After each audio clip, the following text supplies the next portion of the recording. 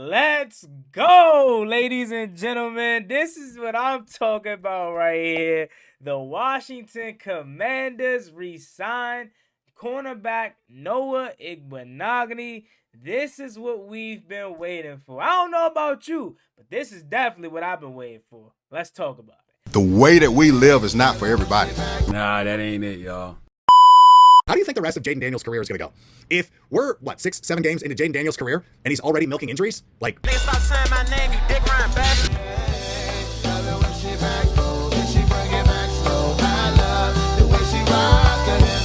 love the way she move it, shake it on me. When she cry for him, the shawty is the winner. You can tell that shawty love again now, she's confident.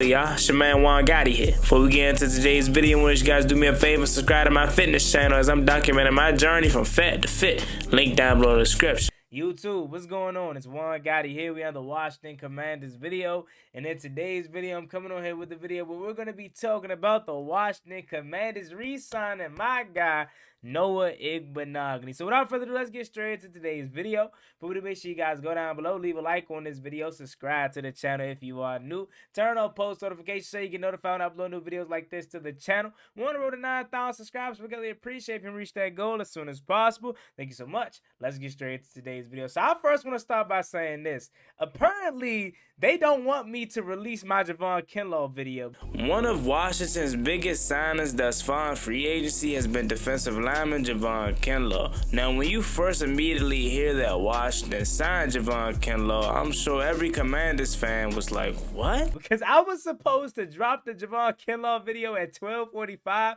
Then we got the news on Andrew Wiley. Then now I was about to go drop it at 6 p.m. Now we got the news on Noah Igbinoghene. So clearly they like, hey, nah, Juan, you gotta make them wait for that. So I'm gonna try to get it out as soon as possible. Maybe tomorrow at this point now, because there's so much news going on. But I trust and believe you guys do not want to miss that video. That is a good video, and I feel like it's one of my best work. But let's get to it now, man. So Noah Igbinoghene is back in the burgundy and gold, man.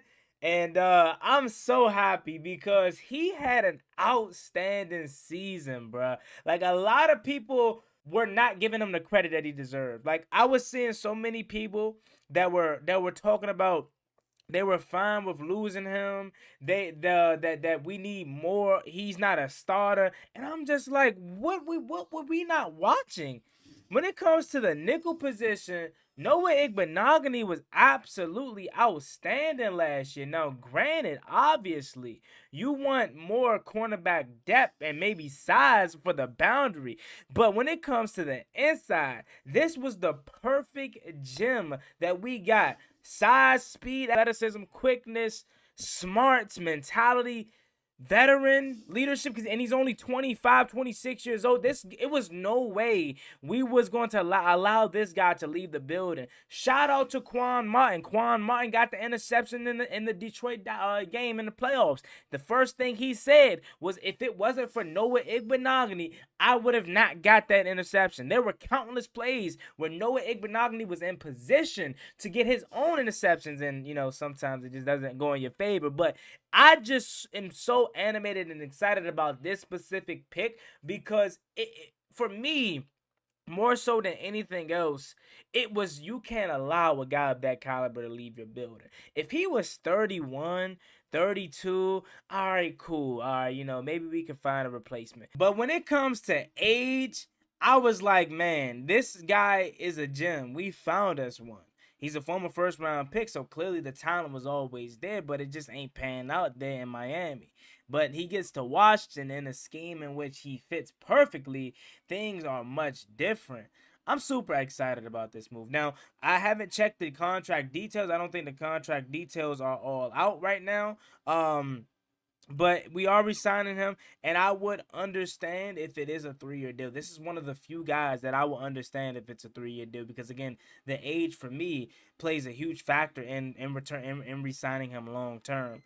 And again, per rap sheet, we're just re-signing him. I don't think there's a deal out there yet for the contracts, but I'm so happy, man. I genuinely think a lot of people are gonna understand how good he was if you turn on the film again. If you watch a lot of the film and a lot of the details to the defense and secondary and a lot of the good plays, it's a lot credited to Noah Igbinoghene.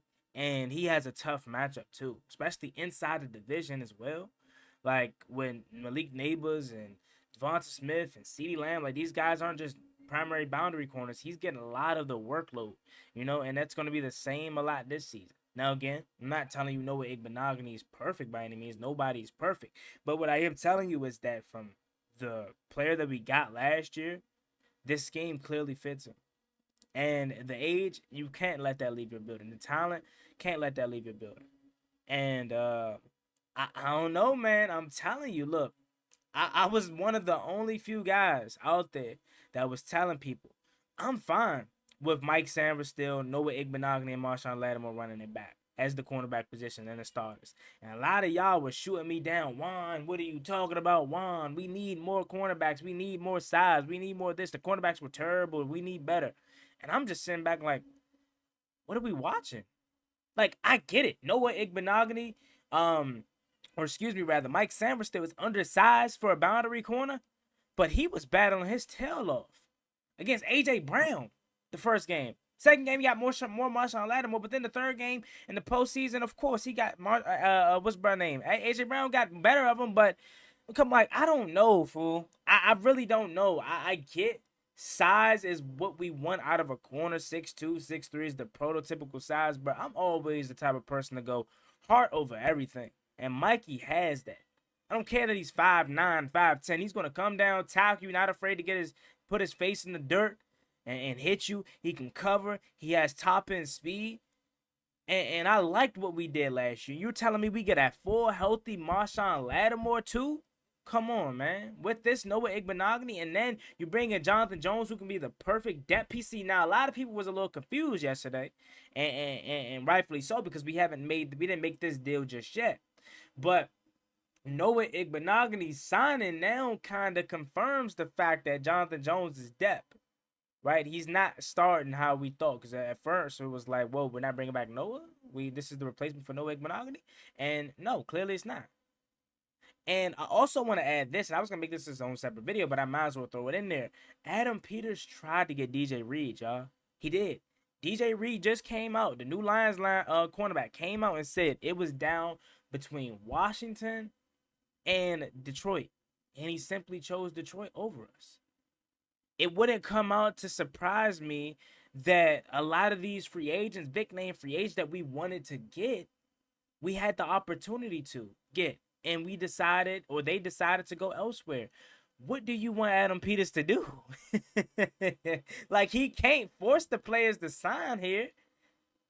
And it makes all the sense in the world that these players are that we're getting now.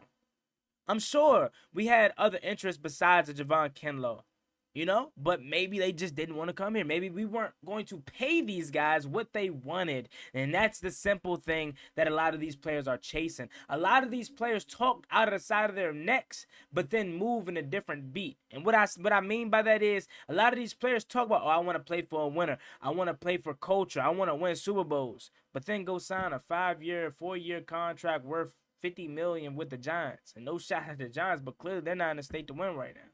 So that's why I say what I genuinely think is Adam Peters, he tried to get these big name players, but he wasn't paying what New England paid Milton Williams. He wasn't paying what Arizona wanted to pay Josh Sweat. Remember, the report just came out that we wanted both Milton Williams and Josh Sweat as a package deal. But we weren't paying these guys what the other teams are paying them. And I love that.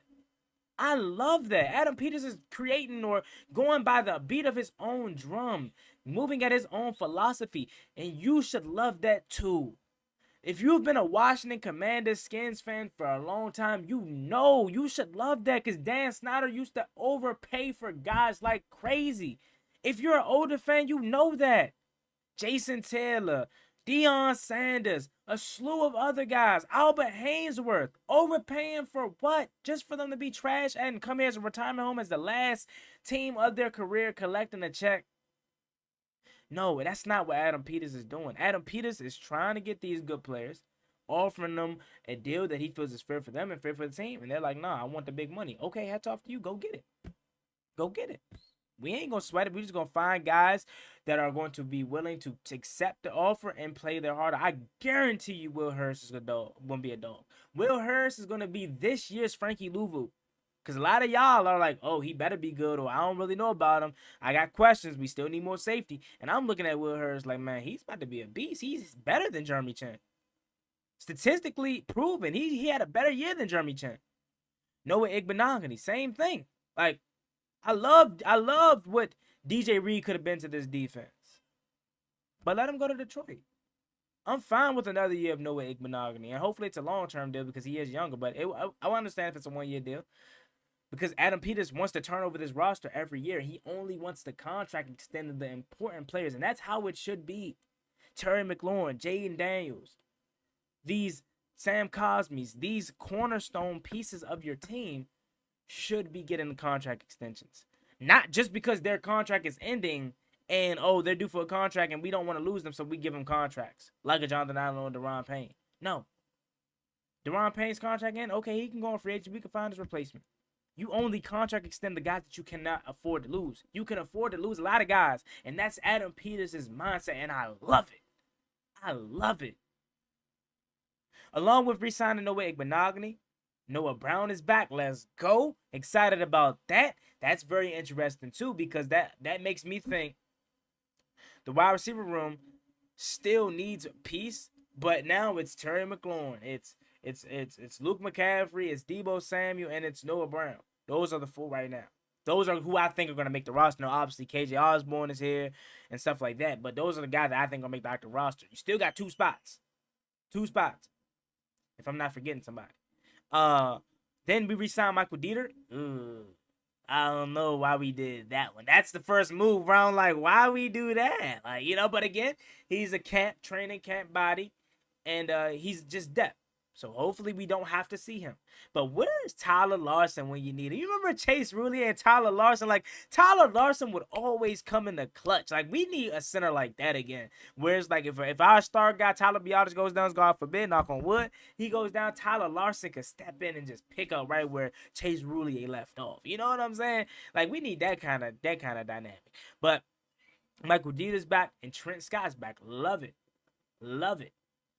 Trent Scott caught the touchdown pass for Cincinnati last year, along with having a really solid year when he had to step in at times as well. So, man, we're doing everything right, man. Like, we are. It'll be different a little bit slightly, and not really much for me, but I know for a lot of y'all, if we weren't even targeting these big-name players. But the fact that we are, and they're just turning us down for more money potentially, which I'm sure is fine with me, because Adam Peters is moving on and finding other guys that are going to get this, that are going to get the same kind of production out of them for less. And guys that want to be here, guys that want to win.